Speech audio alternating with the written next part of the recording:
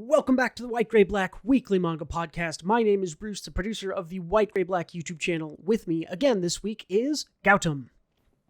Hello, hello. This is the weekly manga book club where we talk about the latest currently published Japanese manga. This week, we are talking about the dumbest and most mentally divergent of pairings, Asa and Denji, in Chainsaw Man, Chapter 135. We're going to talk about DandaDan, Chapter 113, because it's quite literally the best thing around right now. And there's a brand new manga, just like all the old manga, Dead Rock, from our incredibly prolific mangaka Hiro Mashima.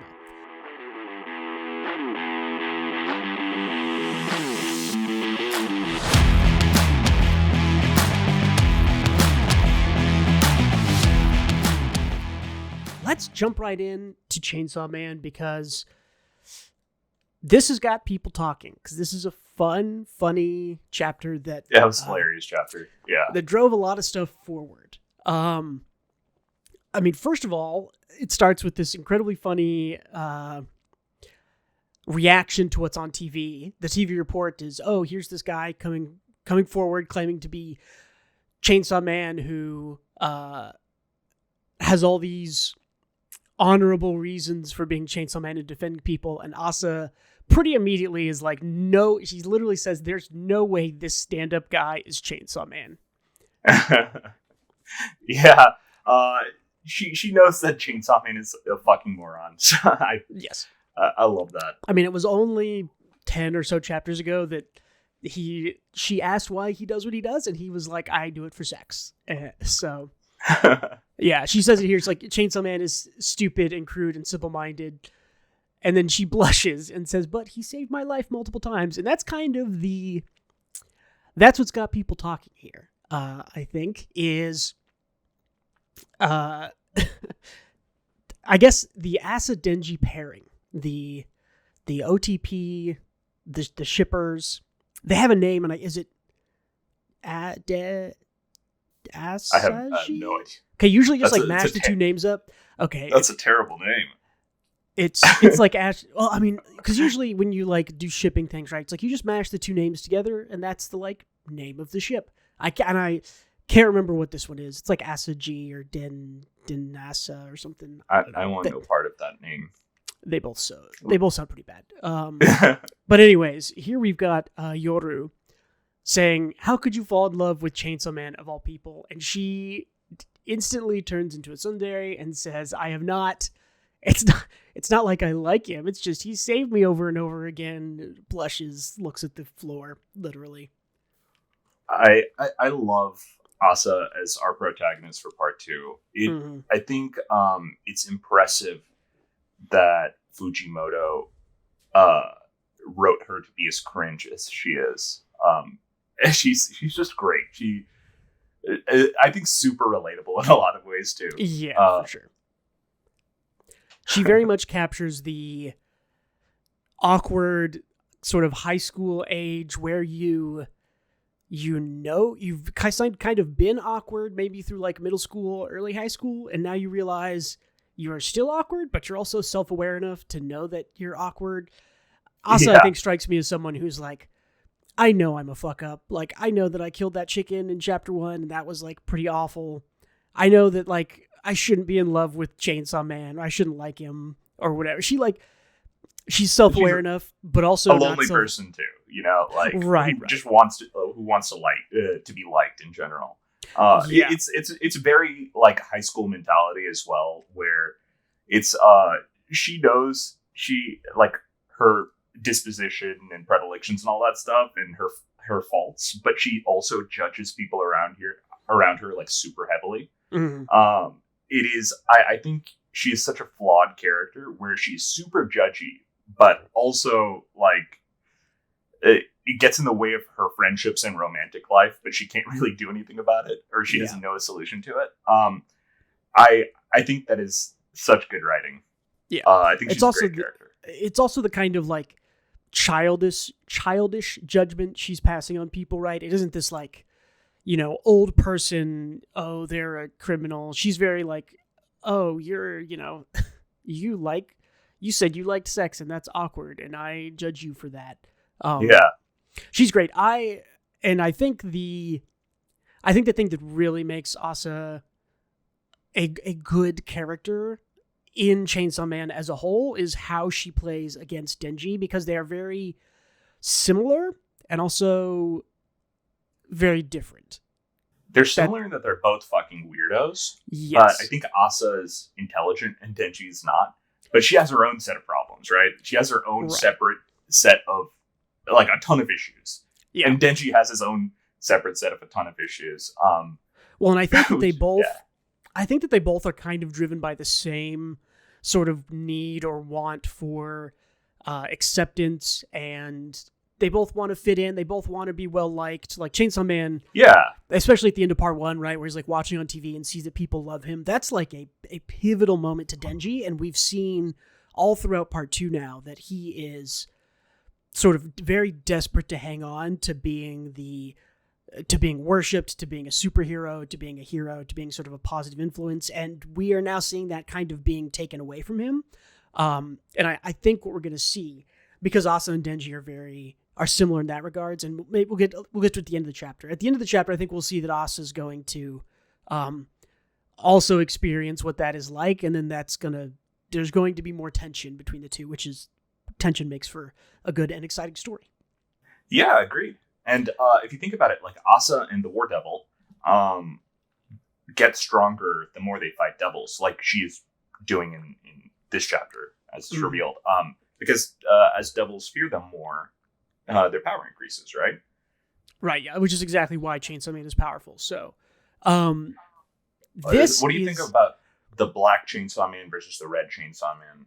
I think that's on the next. I want to talk about this page real quick, and then we'll get to Black versus Red Chainsaw Man, because I want to talk about this is maybe the funniest 2 pages is maybe all of Chainsaw Man. I love these 2 pages of you see Asa like imagining Chainsaw Man saving her, but also not in like any. Instead of imagining like a white knight on a horse, or like a prince, it's like Chainsaw Man biting through the falling devil, like Chainsaw Man like throwing her above, and just like his hand grabbing her wrist. It's like the most awkward, like, oh my gosh, I had a human connection, and it's really goofy. And finally, I mean, I think we've gotten a little bit of this before, but this is like the funniest panels between Asa and Yoru, right, who share the same body, mind, etc. we've seen, and where Yoru's like, no flashbacks, I told you to forget it. He's like, I can't help it. They're like, the memories are welling up on their own. He's like, think about it. And then we get the funniest, just this poem, just literally a poem dropped into the middle. It's like sentimental. It's like literally title. It has a title. It has written by ASA MITAKA on there. And it's so funny. Everyone should go give it a read if you haven't. Like, it's just the most. I want to know like what Fujimoto was thinking when he wrote this poem, because it's comedy gold. I freaking love it. I mean, yeah, this seems like the kind of thing that Fujimoto probably like dug back into when he was this age and was like, oh yeah, I already maybe he already wrote this or had something very similar written. It's just very early teens. Writing poetry, fantasizing about a guy I like. It's just so appropriate. Like, I almost never see stuff like this, right? Even in romance, there's not like, oh, I wrote a silly, awkward poem which is like, but people did that. Like, especially cringe, nerdy people, creative people. Like, I think like probably like you and I were, right? Where it's like, yeah, oh yeah, like I wrote poetry for girls I liked for sure, and I like absolutely I did that. And it is absolutely cringe looking back on it. So, yeah, it is super cringe. Luckily, when we were in high school, we couldn't like record things, and like YouTube wasn't that big back then, so our cringe moments weren't documented as much. But yeah, this is just so relatable and hilarious. It is, and it's so funny of like seeing a girl fighting with herself of like, stop thinking about, like, stop being cringe, and she's like, I can't. Oh, it's so fun. I like Asa so much. She's so great. So then in the chapter, Famine shows up. This is another really funny. This is why this is like the funniest chapter. He's just like talking back. He's just like, "Can I eat this?" It's like, "The door was locked. How'd you get in?" He's like, "Can I eat this?" It's like, "What's your deal?" "Famine, what do you want?" He's like, "Can I eat this?" And they just stand there. It's just so, I don't know, like, I like the goofy karate pose that she's in too, with like the hands. Yeah, it's just very funny. It's a really good page layout to emphasize the repetition of the joke. This is like much more of a technical take here, but like the smaller sort of like, "Can I eat this?" and then like re-emphasize with a bigger panel, and then re-emphasize with a panel that's even bigger than Asa and Yoru in the last one. It's like cutting back to the same repetition. It's just, it is a perfect comedy page. I love this page. It's awesome. What a funny chapter, man. Yeah, and Famine is the other thing in this chapter, even though we get all this funny, awkward teen love poetry stuff. This also gives us like a ton of plot reveal stuff that I don't know if I think it made sense if you were to really think about it, but I don't know if I ever thought about it, because what Famine essentially reveals to Asa and Yoru, which we were talking about, is that, Asa, you're in love with Red Chainsaw Man, right? That's the dingy devil hybrid version. And Yoru, you want to kill the Black Chainsaw Man, which is the sort of full Chainsaw Devil Pochita version, which we saw at the end of part 1. The last, 20 chapters or so, there's a lot of that, the Black Chainsaw Man in there. So she essentially is like, "Oh, like, you guys can both win. Like, if you want to save the Red Chainsaw Man and you want to kill the Black Chainsaw Man, those can both be true. You just have to fight, and and eventually we'll, get the Black Chainsaw Man, we'll kill him, and Denji will be free, and it'll be fine." So they go and do that. They start doing it, I guess. Is at the very last pages of the chapter here. I think there's another news report. Which is like, there's a report that ASA MITAKA was in the apartment building that the cockroach devil destroyed. Like, maybe Chainsaw Man didn't do any of this. Maybe it was all Asa. Which obviously Denji is not happy with. Yeah. But yeah, you wanted to talk about Red versus Black Chainsaw Man. What was your angle there? Oh, I don't know. I was asking you what you thought. You think it's Pochita? Here's what I think from what we know from part 1, and mostly from part 1, right? Is Denji's heart is Pochita, and it still is in this one because he can still turn into Chainsaw Man. However, at the end of part 1, this is spoilers for part 1 if you have not read it. This is like literally the climax resolution of part 1. So yeah, skip ahead like 5 minutes if you don't want to hear it. Literally at the end of part 1, the way that he ends up trapping Makima, right, is separating Pochita from his body. And so he's able to do that. Now, I think that he only could do that by having the blood devil, some of Power's blood in him, to still pump his blood. But basically, the difference here, I think, is pretty obvious, that when Denji turns into Chainsaw Man, it is Red Chainsaw Man. When Pochita is separate from Denji and turns into Chainsaw Man, it is Black Chainsaw Man. I think even though we saw sort of Denji as Black Chainsaw Man towards the end of part 1, that was more he's sort of like being manipulated by Makima, right? Whenever he did that. I'm trying to remember exactly what the context of it was. Why he turned into Black Chainsaw Man? Because his mind was broken, and Denji's consciences kind of went into a shell from PTSD, right. And Pochita took over and did what he thought Denji would do, but he's a dog and a devil, so he doesn't get what humans think like. But it's interesting, if this is Pochita, then you have to wonder about his kills. And we know a few things about how Chainsaw Man kills people. Like, he helps everyone. According to Makima from the last series, he helps everyone who asks, but he also kills everyone who asks for help. But we also know that Chainsaw Man will do whatever is best for Denji, because Pochita loves Denji. Their agreement is Pochita's going to help make Denji happy. So, right, and vice versa. Denji's going to show Pochita a happy life. Right. But so you got to wonder, if it is Pochita, why is Black Chainsaw Man killing the people he is killing? Is it for Denji's sake? Is it for some other reason? I have no idea. I see what you're saying. So you think Black Chainsaw Man is the second Chainsaw Man we've been seeing in part 2? Maybe. I don't know. Like, that picture of Black Chainsaw Man looks like Pochita when, like, Denji is turned off in part 1. And right. Pochita's in control. That's what. But didn't Black Chainsaw Man also save them from the Falling Devil? So I don't know. My theory might be. Well, off. the other, I think there's a third Chainsaw Man, right? I think there is the sort of replica duplicate Chainsaw Man that we've seen in part 2. I don't think that's like Denji when he's asleep. I know that some theories think that it's like, oh, it's Denji, but he's asleep and Pochita's taking over. I don't think it's that. I think it's something else. There's either some kind of duplicate devil, or some people had the idea that because Chainsaw Man, if you're afraid of Chainsaw Man, that powers that devil up. But then there's also the fear of the Chainsaw Devil. I don't think that one makes much sense, but that is a theory I've heard. That's too convoluted, I think. A little bit. I think there's just somebody copying him, right? Like, there's just somebody else out there. And maybe it's helping him, because he got bailed out.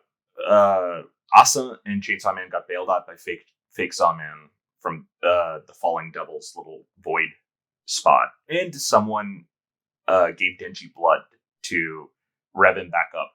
That's right. Probably the same person? Maybe an organization? I have no idea.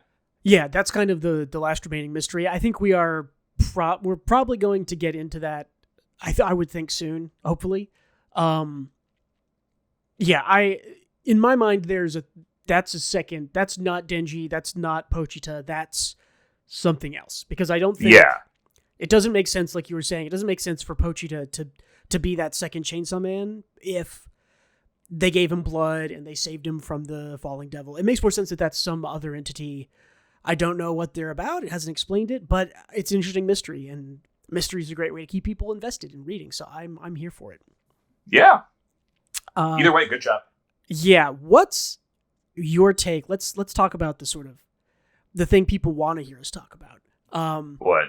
What's your take on Asa and Denji as a couple? What are your feelings on that? Oh, I love it. I think, if in real life, it would be terrible, right? Because they're so dysfunctional. Miserable, yeah. But I think for this series, it is hilarious, and it works really well. I feel like they are both incredibly dysfunctional, but they kind of make up for each other's weaknesses, and they both want the same thing. And right, I think that works in this manga. Yeah, I think yeah. Them both wanting effectively to be loved and affection. I think that's match made in heaven, right? Or hell. I don't know. Yeah. We'll see.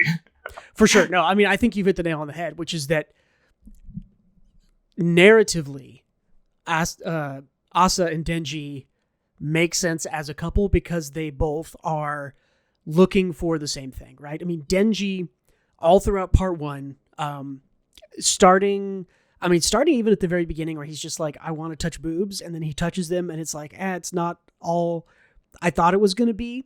And his relationship with Makima, with Power, and with what's the bomb devil's name? I've forgotten already. Raze. Reze. Oh yeah. Whatever. I call her Raze, but with those three people, and especially with the Raze there in the middle, right, where that's the kind of thing that's like, yes, this is actually what Denji wants. He actually wants someone to like him, to be affectionate to him, to have a partner. Like, because we talked about Denji's always looking for that affirmation of he wants to be liked, he wants to be a hero, blah, blah, blah. That to me is all sort of rooted all the way back in he just wants someone, right? He just wants someone to pay attention, to care, whatever you want to call it. And I think that he finds some of that through being Chainsaw Man, but I think the fact that he has to keep it a secret is what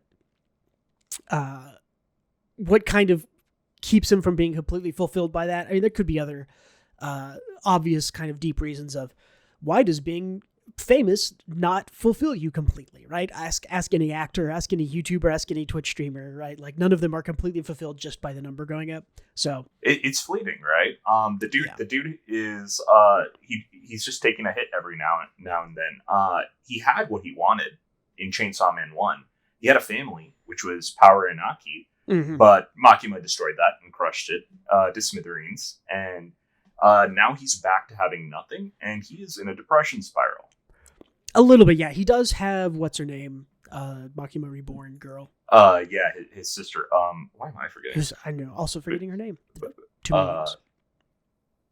Well, it'll come to me at some point. Yeah, she's in the panel right here, but he's very protective of her. Right, and that's also more of a one-directional relationship, right? He sort of looks out for her and cares for her, and I'm sure that she likes him and appreciates him, but it's not the same as sort of like having a partner, right? Like having the love of a child is not the same as having the love of a partner, or even just someone who you can sort of be open and free in friendship and talk about all that stuff with. So I don't know. I think they probably consider each other family, but I do think that she is also the control devil, so she is controlling his life in a variety of ways. Just due to her nature, just like Fanny wanted to. Like, she wanted to eat first before even talking about anything because she's famine. I imagine the control devil's disposition is to be in charge. Yeah, for sure. I mean, definitely we can see that she's got kind of a leash on everything. Yeah, exactly.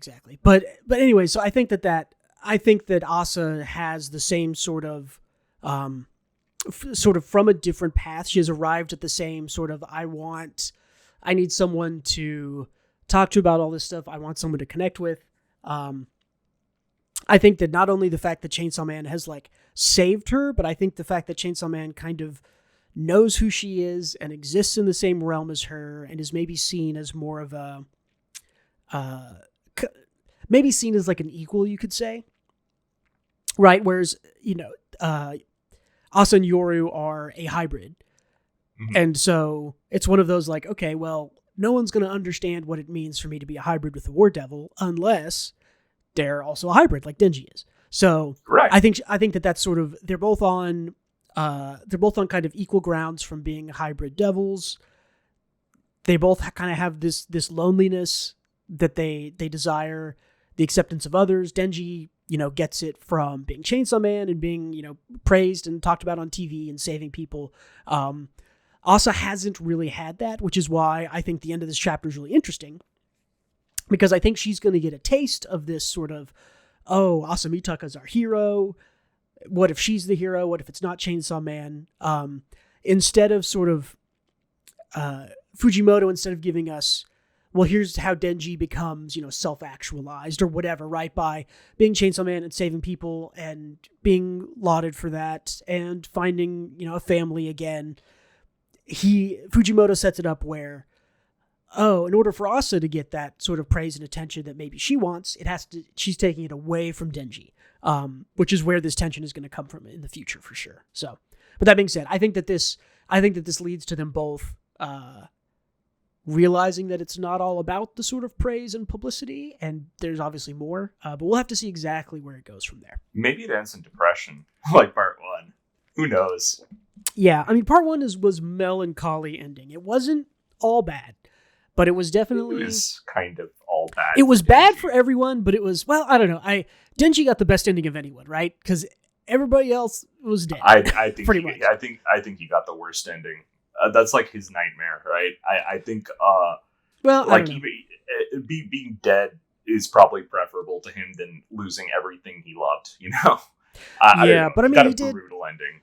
I do think, it seems really brutal, but I do think that at the end, him getting the like new little Makima, like that, I think is the very sort of like, if he didn't get that, I would definitely say like, wow, Denji just lost everyone and has to eat all this meat, and that sucks. I don't know. But it's like, okay, he's like spiraling out of control here, like in the part 2, which is why I think he got a pretty tragic ending in part 1. I mean, how do I say it? we definitely saw how Denji could be fulfilled with the family, with power, and Aki, and then that was taken from him. So that sucks. And I do think that he has some of that back with New Little Makima. I don't know. I don't think he'd be doing this shit if he felt fulfilled. No, he's for sure not. The dude is just fucked up in a bad spot right now, eating raw cake, rolling up cigarettes, used cigarettes, and reselling them. It's so funny, by the way. I love that. Yeah, that's. I mean, yeah. So, I'm super curious to where this goes. Hey, watching this video, what do you think about Asa and Denji? Where do you think they're going? Do you think they belong together? Are they the one true pairing? Are they the ship? Leave us a comment. And on your way to leaving a comment, like and subscribe. So, and let us know what the name is. Actually, don't let us know. I don't want to know. Yeah. I take it back. It's Makima Reborn. Sorry for spoilers. You shouldn't be here if you're not. Spoilers for talking about the current thing. Cool. Anything else on Chainsaw Man? I think I'm about done. No, I'm looking forward to it. I thought that chapter was hilarious. It really shows that Fujimoto has his comedy chops on track. He's so very good. Let's talk about another manga that's definitely got its chops in a row, got its sheep in a pack. It knows what it's doing. I don't know. I am absolutely rambling here. I believe that. I believe that was an actual saying. I was just like, whoa, I learned something. Sheep's in a herd, maybe? DandaDan. It's great. DandaDan. Yeah, it is so fucking good. I don't know how. What's his author's name? Tatsu Yukinobu. I don't know how he manages to put out this kind of art week to week. It's insane. Yeah. This is. I think we talk about this probably every time we talk about DandaDan every 2 or 3 months. How is this weekly? If this was monthly, I would be like, wow, what a crazy. Like Berserk was monthly, right? For a long time. It's like, yeah. A monthly series. Yeah. 30 pages of that level of art. Sure. And this is like 24 pages of amazing art every week. Like without missing. I think he took, last week off, right? It was like the first week he had taken off in like years. That wasn't a jump holiday or whatever. Yeah. And you can slowly click through these because there's no specific panel I wanted to point out because they're all just fucking great. Yeah. The character design. I also love this main alien guy, the big bad's design.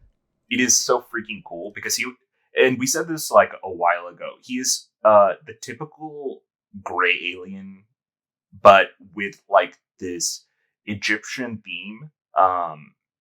With like his armor. I don't know. It's just so. It's very cool. Yeah. The aliens all have a very. I guess the imagery overall is a very sort of like Mexico City, Tenochtitlan, Egyptian pyramid type thing. That's very cool. The design here is great. Yeah. Either way, we get a climax to our big fight with the big bad where Okurin shows up again. And does his awesome I love this too because telephone no sucker for good action paneling, and DandaDan is the second best after One Punch Man, who is just unrivaled. But yeah, this is so cool because it's like the first page, it's Okurin is like boom into the telephone pole, out of the telephone pole with an attack, and he just like does it now. That's just like he just moves like this now. Yeah, I'm glad it wasn't like a one-off thing, just for convenience, and it's actually utilized within the scope of the series. That's so cool. Yeah. I also love how, and I don't know if this panel is in here, but the alien uses his distortion. He like cuts out spaces in time. I've got it right here. Yeah. The effect he uses. There was another panel. I recommend you guys. It was an earlier chapter. Yeah. It's a fast read because it's all action, but it's a really cool effect. But yeah, either way, and it's also like what would you call it? Is it framing? Like the characters like position and anatomy and like body movement for dramatic effect. Like you're talking like you're talking like posing, posing and blocking. Yeah. It's just all works. Yeah, I mean the poses and stuff have always been like awesome, but yeah, it's very, again, this is another reason why Yukinobu is such a good action artist, is just the sort of like dynamic. No one's ever just standing. I want to say there's not a whole lot of just like flying on an empty background. Oh, there's a little bit of it, but it's just really cool. I love that they call out there's like debris in the guy's back, and he's using this like, erase whatever the movie you're talking about, like the erasing a part of the it's like transporting parts of like space time or like just parts of reality out of existence. There you go, yeah. It's awesome. Like into his back. And so it's very cool that, I mean, it's just like good storytelling to like plant the seed of like, oh, there's debris in his back. He's been swiping up this debris to sort of erase the space time around it. And Momo's just like, I know what I have to do. It's like I have to get in there and cast the beam, and she does in this like awesome thing. I don't think I included it here, but I love how she gets like swiped up, and there's like flashback panels of Okarun and everyone being like, "Oh my god, like Momo died." No. And then it's like, nope, and we get the awesome like explosion of the side, and then it's just like, it's so good. He runs through the debris. Yeah, it just all works. Go read the chapter. We can only describe action paneling so much. True. But it's fucking awesome. Just read it. It's great. It's very good. It is not just as good as DandaDan is at action. It's not just action. It's legitimately one of the best things being published right now, in my opinion. Agree. Like, I don't, like, me and Bruce are talking about this, but I don't think there was a chapter that has missed. It like never misses, which is super hard to do. Because one of the other things that we talk about pretty often that we both really like is Ranger Reject. And Ranger Reject for me like misses every 2 or 3 weeks, where it's kind of like, that was kind of a boring or weird chapter, confusing. But DandaDan like does not miss. This has been easily the most consistent manga like of, I don't know, the past 2 or 3 years. It's awesome. Yeah, it's like bizarre to talk about DandaDan because I think everything it sets out to do, it does it well. Like, I think the romance is it feels more natural than romance manga, Like, I like everything this author artist touches, it just works. But yeah, I hope it keeps continuing like that. Yeah. But something else. Like, what, 100 chapters by now? This was what, 100 and, what did we say, 12? Yeah. 113. Yeah, 113. 113, yeah. Yeah, because I think the last time we talked about it was chapter 100, or maybe like 101 or something. Something like that, when you went into the telephone pole. Something else I wanted to talk about, because it is an oft talked about topic, is power scaling. And I will say that I, again, love the way that Yukinobu does giving his protagonists new powers and powering them up. It doesn't come out of nowhere, right? We saw Okarun like practice doing the telephone line thing and fail at it and mess it up and then get it right. And now he's gotten it right. And now he can use it sort of at will. And that's really cool. Momo and her beam, right? She had a whole, maybe not an arc, but she had a whole couple of chapters where she like learned how to do the, her little moe beam. Like, that was a thing. The other two, the hair girl and strongman, whose names again I am forgetting because there's so many names in manga to remember. Evil Eye, Gigi, and I can't remember the hair girl's name. I don't know. Ira. Yes.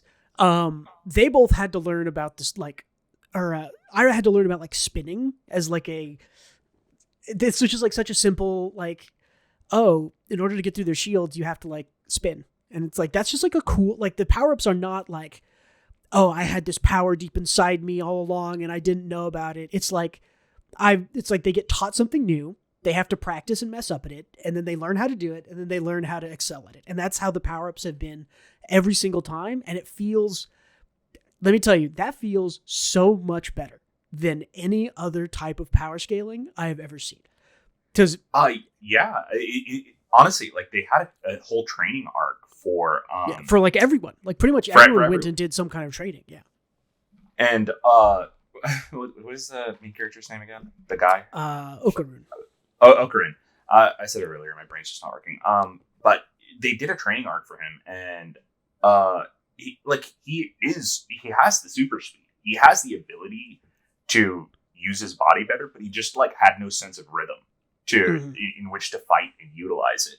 So he had to learn like a basic human skill in order to use his superpower better. Right.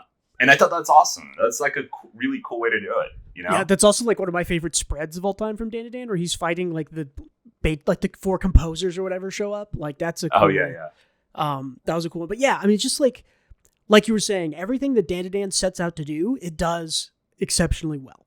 And I think that it also benefits from not really setting out to do, I don't want to say it's not doing a lot. It is not trying to be complex. It is a very simple, straightforward story. And that is okay because it is very good at it. Not everything needs to be complex. And I think a lot of times these shonen stories or whatever, these action things will try to be too complex, and it doesn't help you if you do not have the bones, if you don't have the cornerstone of a solid story and solid storytelling. Being more complex is shines as more obviously bad, right? As opposed to staying simple and executing simple things really well. DandaDan is calling it a hamburger. Calling it something simple like, oh, it's a hamburger or a chicken sandwich, but it's like the best version of that, kind of doesn't speak to how actually good it is. Like, I don't know. It's a very simple story. It's just action and people, and it's super well executed. I love DandaDan. Yeah, me too. Great freaking chapter. But yeah, that's all I got on DandaDan. Cool. What do you got? Let's talk about, there were a couple of new chapter ones that we kind of debated talking about. But let's go with the quote unquote big one. This is from the author of, what is it? Rave something? Rave Master, Fairy Tail, Eden Zero. Hiro Mashima. This is his new series, 3rd currently in publication, I think. Because I think Eden Zero and Fairy Tail are still being published. Is that right? He's not on Fairy Tail anymore. I don't think he's doing the art on Fairy Tail. I don't know if he's writing still, but he's not doing the art on Fairy Tail 1000-Year Carnival or whatever. Gotcha. Anyways, but, if you're not Bruce, familiar, sorry, go ahead. My question for you is: have you read any of his previous work before reading this? No, I've seen pictures of it. This is Dead Rock, by the way, by Hiro Mashima. I have not.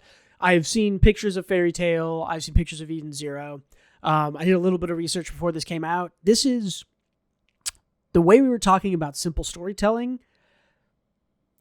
In the way that DandaDan is like the best burger you've ever had, Hiro Mashima's stuff feels like a good McDonald's, right? Where it's like, I know what I'm getting. It's consistent. It's kind of the same everywhere you go. All of his stories are just kind of the same generic shonen stuff, but it's not bad, right? Like, I guess it's not going to be messed up. I mean,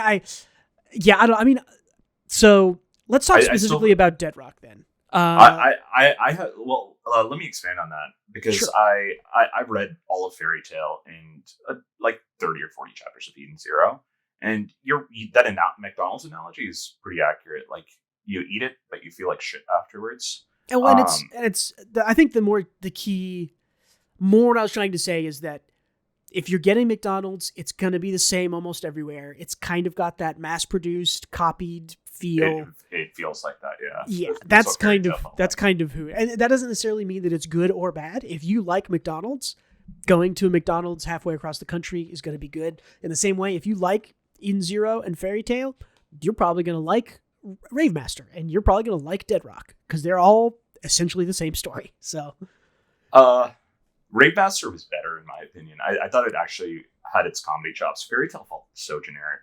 Mm-hmm. Dead Rock, I liked this chapter a lot, actually. I actually did too. I mean, as much as it was very much just straightforward, generic shonen, it was like not bad. I think in the same way DandaDan was just, it does simple things, it does them really well. This didn't try to do anything wild or crazy, just did simple things and did them, okay enough, good enough. It wasn't bad. It's fun. Here's our generic spiky-haired protagonist, Yakuto. Who looks like Natsu.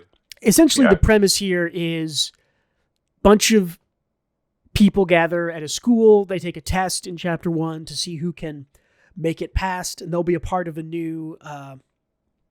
It's like Hogwarts for devil people, but not really.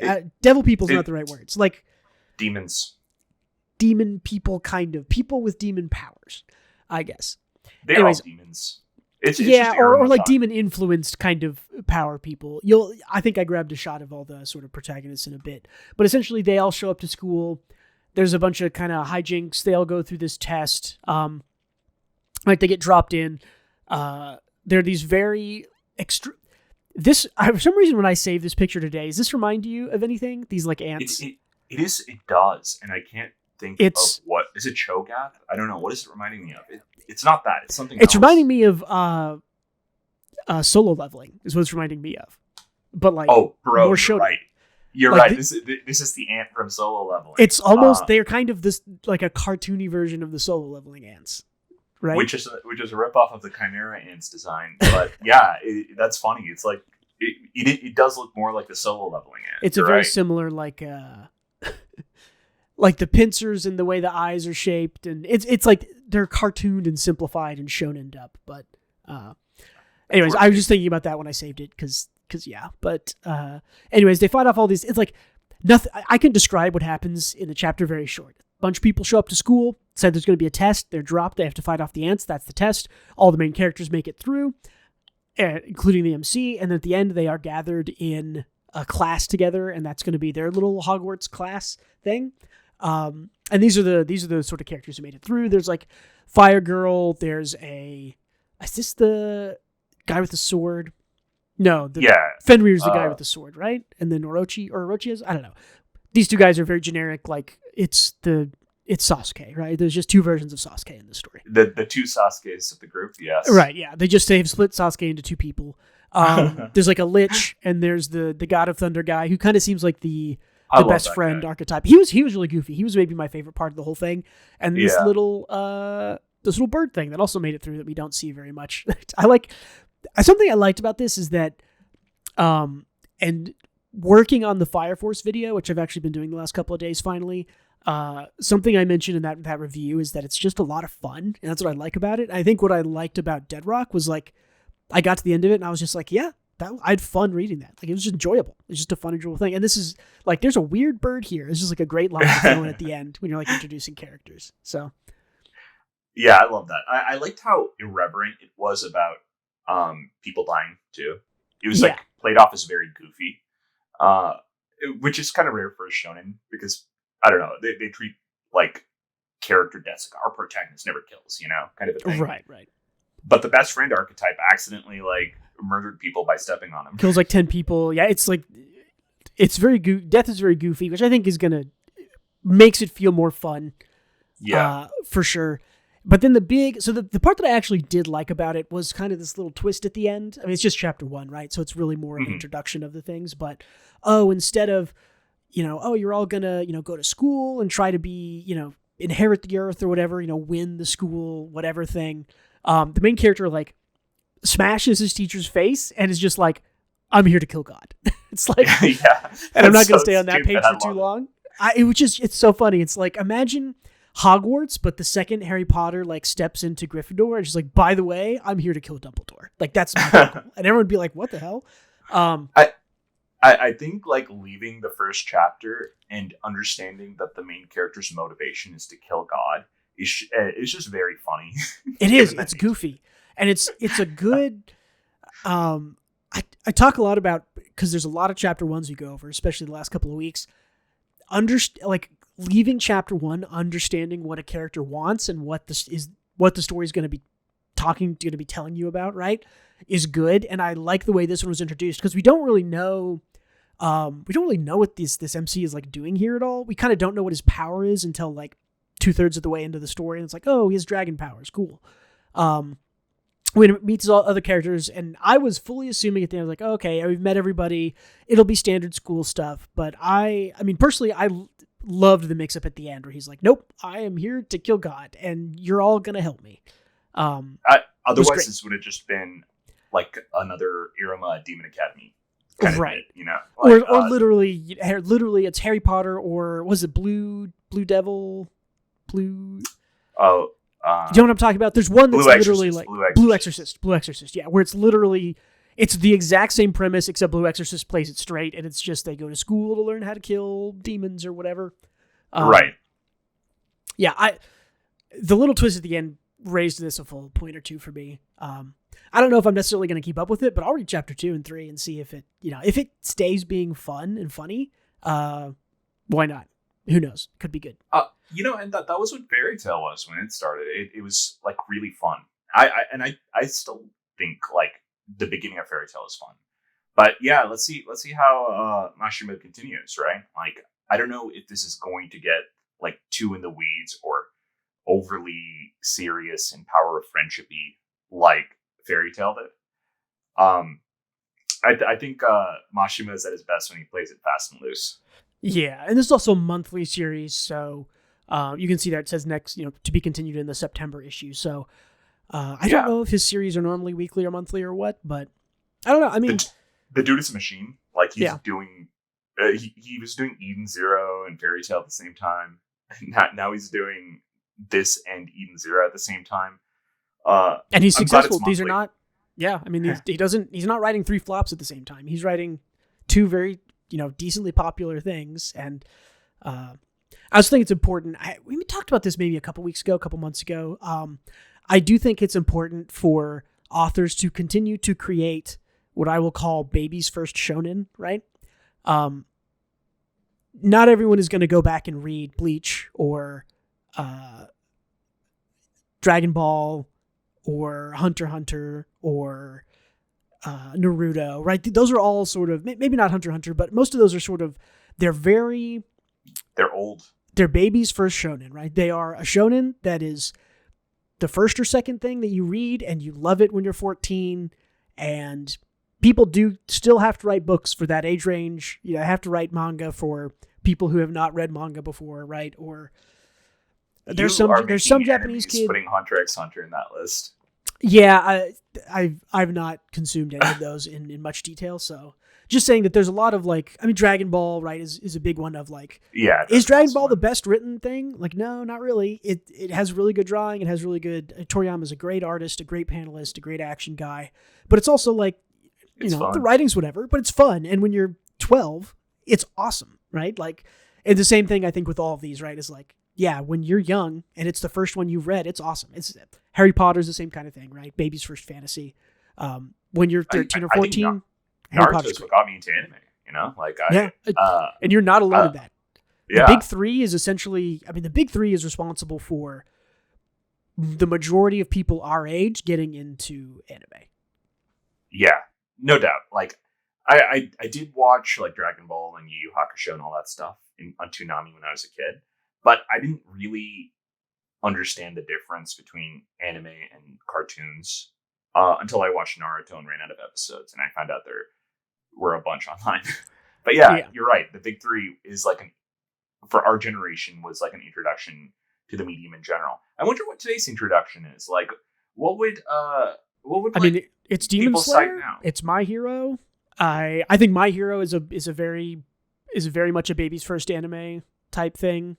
That show would have been so sick when I was a kid. Yeah, for real. No, if I was 13 in My Hero Academia, I would absolutely be drawing OC original characters. I'm going to UA. We talked about that a couple weeks ago. Yes, that was right. For sure. Demon Slayer, I think, is probably another one. That's another one where it's I have Jujutsu Kaisen. These are things that I think are good anime adaptations of stories that are just not for me. They're not that well written. They are not. They do some things wrong, but when you haven't consumed a whole lot of media, a whole lot of stories like we have, you don't care. I've heard I loved Digimon, right? Digimon was the sort of quote unquote anime that I really liked back in the day. If I go back and watch it, it's probably not good, but I loved it. I was convinced it was great. Best isekai ever. So I do think that I look upon the things that introduce me to other things fondly. Either way, I think if I went back and read through Naruto, I'd have a good time. Whereas I think someone who has watched, someone who's read through Demon Slayer and My Hero Academia will read through Naruto and maybe not like it as much because for sure. because I think new manga have iterated on the old. So the old will probably seem cliche at this point. Yeah, I mean, that's what you're talking about is a phenomenon that we see time and time again. When Harry Potter came out, all the big my aunt was telling me she's a big fantasy.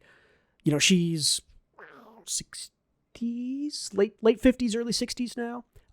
Being into fantasy all her life, right? So started, in the late 60s reading fantasy and stuff. And she remembers, I was talking to her about it a year or two ago. When Harry Potter came out, she read it and she was just like, oh yeah, like this has been done before. But something about it hit at the right time, hit with the right people. It was just one of those things we hadn't seen in our lifetime. It happened to be good. So yeah, I do think,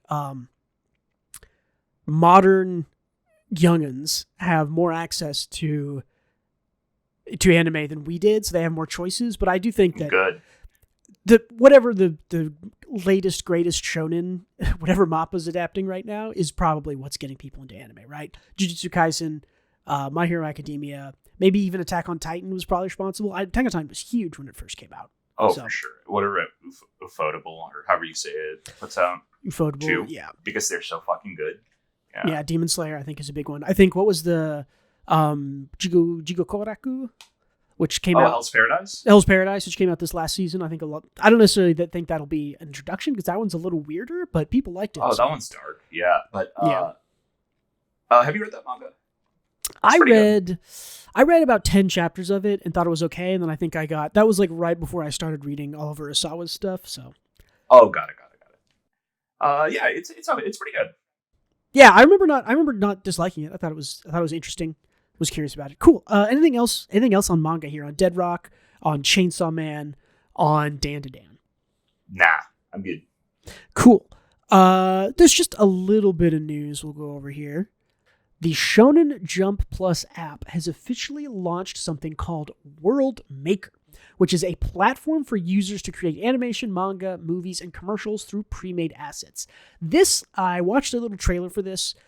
This is pretty cool. I like this. This is essentially like Mario Maker for like anime and manga, which I think is cool, right?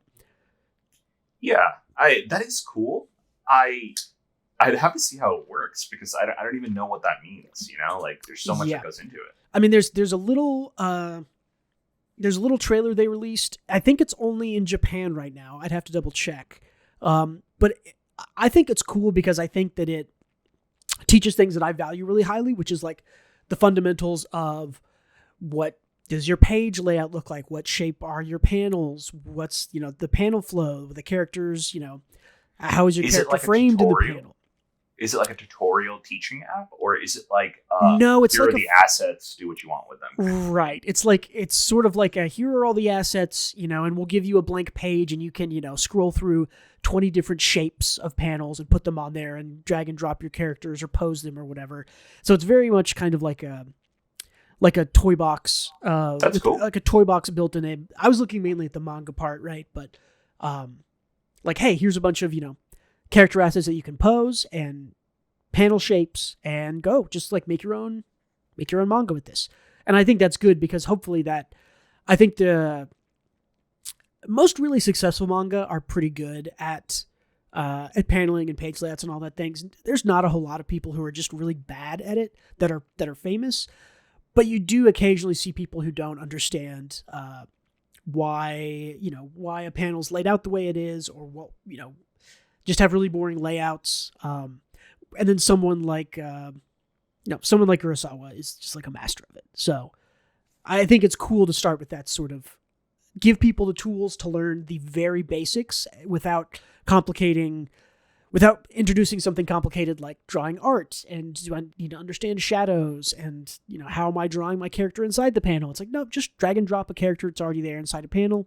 Figure out how paneling, how page layout works, how panel flow. That's a really good point. Yeah. And I think those are really one step at a time, right? So right. Yeah. Yeah. And I think starting with one thing, and then you can develop your own art style and all that stuff later. Yeah, I get it. And I think for comic creators, this is oftentimes a better place to start than with drawing art, which is where I would say the majority, probably 99% of mangaka, comic comic artists especially come from, right? They just draw stuff. You draw stuff and you go, oh, maybe I want to draw comics. Or, if you're interested in manga, you draw manga, but you are not really focused on, oh, what's a cooler, panel shape I can do here, right? Right. But then you get something like Witch Hat Atelier, where it's like, okay, the panels here are unbelievably cool and interesting and good. And, clearly, what's the author's name? The author of Witch Hat Atelier, I can't remember their name. Shirahama. She clearly understands paneling better than almost anyone. Maybe any other person working in manga or comics, she is the best panelist. But even when she's not doing creative stuff, her paneling is still good. Her page layouts are still excellent. So, anyways, all that to say, I think this app is cool. I think it's neat. I hope that there's a version that we can play around with. I'd love to play around with and see what they let you do with this. So, yeah, we'll have to see if it's successful in Japan. I'm curious to see if it's useful, honestly. Yeah. What else? We got an announcement that there are potentially more Battle Angel Alita movies in the work. This is James Cameron, I think, produced the first one. I don't remember if he directed it or not. He might have. I have not seen it. I have also not seen it. I'm interested. I read a little bit of Battle Angel Alita a couple of months ago. It's pretty old. I want to say it's late 80s, maybe early 80s. It was okay. It was interesting. It's actually not. Battle Angel Alita is a completely new name applied to it. The Japanese name is called Gunm, Gunm. Okay, I'm glad they changed it to Battle Angel Alita because it's a very strange name in Japanese. That's yeah. It's also hard to say vocally. Gunm. But anyways, so that'll be interesting. Maybe they'll fix the eyes. There's a tweet about a Chainsaw Man stage play that looks about as awful as you can imagine it to look. I don't know. Live action anime can't do it. Stop trying for it. Yeah, it is not my thing. I'm sure it will get an audience and it has an audience, but I don't know. I feel like it defeats the purpose. Yeah. Good news to end the little news segment here.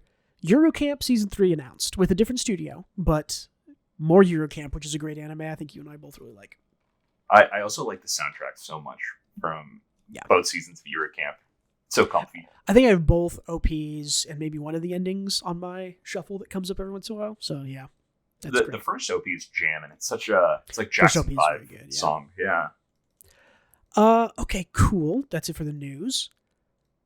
So what else are we doing? What else are you doing this week, Adam? I'm not doing it this week, but Baldur's Gate 3 is coming out next month on the 3rd, I believe. I'm so psyched for this. I don't know how many gamers we got here, but I played Divinity Original Sin 2, and I felt like that was the closest we have gotten to a tabletop game like D&D in video game form. And I think Baldur's Gate looks even more like D&D from what I've seen from it. According to the developers, it's this is the closest anyone has ever gotten to D&D, and I believe it. It looks great. Did you see the bear sex thing? Yeah, I heard about it, but no, I didn't. Did they have a scene of the bear sex? Yeah, no. I mean, they didn't It's very like a Mass Effect sex scene where it's it shows it and cuts away, but it's this dude in the front with the white hair, which is what reminded me of it. He fucks a bear, and they showed that on the stream. Showing off the game. We're not just talking about random bear sex for context. It's a druid that shapeshifts. Sorry. Yeah. It is a shapeshifted druid, but it's a bear. In D&D druids can shapeshift, and there is a Mass Effect style sex scene with a shapeshifted druid. That's wild. It's really funny. I just go look it up. It's hilarious. I don't even oh cool, I guess. I wonder what the animators thought making that scene. I think they were well, would your DM let you do this in D&D? Potentially. Yeah. I guess we will have to let our players do it. Honestly, the bear sex clip is probably better publicity than any of the detailed mechanic stuff that they released, because that's a viral video. That's instantly viral. I saw that everywhere. Even though I wasn't really following anything Baldur's Gate, it showed up. And I saw people reacting to it. So smart by yeah, no, that is absolutely viral bait because I don't know how can you not talk about that? That's crazy. Exactly. I mean, I had to bring it up here. So yeah, cool. I am a little over halfway through Billy Bat, which is by Naoki Urasawa. I am doing my read through of everything this man's ever written because he is maybe my favorite author of all time now. Billy Bat is fucking insane, and it's so interesting. I don't even know how to describe it. God is a bat, but but the devil is also a bat, and he talks to people, and the main character is a manga artist, which is kind of self-inserty in a way, I feel like, from Naoki Urasawa. But yeah, it's historical in a very interesting way. Like some of the most important, there's some flashbacks in Billy Bat, right? I am not trolling you when I'm about to say some names. Some of the important people here are like Jesus Christ shows up and is important to the story. Jesus Christ, because God is a bat, maybe not. We don't really know. Albert Einstein shows up in this. John F. Kennedy is a very important part. The Kennedy assassination is an entire arc in Billy Bat. So it's wild stuff like that. There's also a big